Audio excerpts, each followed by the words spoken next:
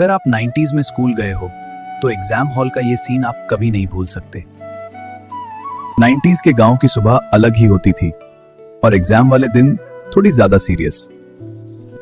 Exam के एक दिन पहले पूरी दुनिया सिर्फ किताब बन जाती थी। पापा बस इतना कहते थे, जो आता है वो लिख देना।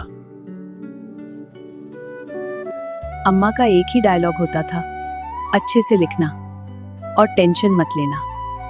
पेपर इजी होगा या टफ? हाँ यार, टेंशन हो रही है। मुझे भी, पर साथ में तो मजा आएगा। चलो देखते हैं। वो छोटा सा स्कूल उस दिन बैटलफील्ड लगता था। नई पेंसिल और सफेद इरेजर जैसे एग्जाम के असली वेपन्स।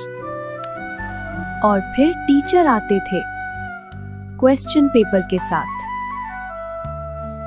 पेपर मिलते ही क्लास में एकदम सन्नाटा छा जाता था।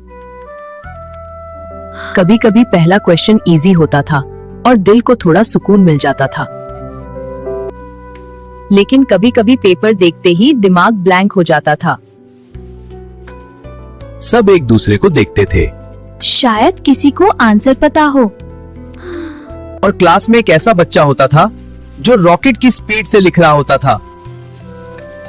और फिर वो मोमेंट आता था। मैम, एक एडिशनल शीट मिलेगी? हाँ जरूर। बाकी बच्चे बस उसको देखते रहते थे, जैसे वो कोई जीनियस हो। कभी कभी कोई बच्चा जल्दी पेपर दे देता था और सब उसको हीरो की तरह देखते थे।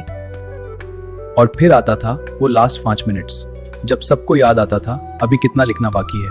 और फिर टीचर की आवाज आती थी, स्टॉप राइटिंग, स्टॉप राइटिंग। और उस वक्त एक ही मिशन होता था, बस लास्ट लाइन कंप्लीट हो जाए।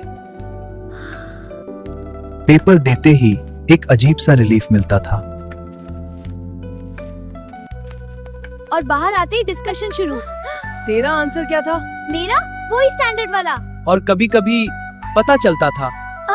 ये आंसर तो गलत हो गया। कुछ लोग नोटबुक्स में ऑटोग्राफ भी लिखते थे। Best friend forever.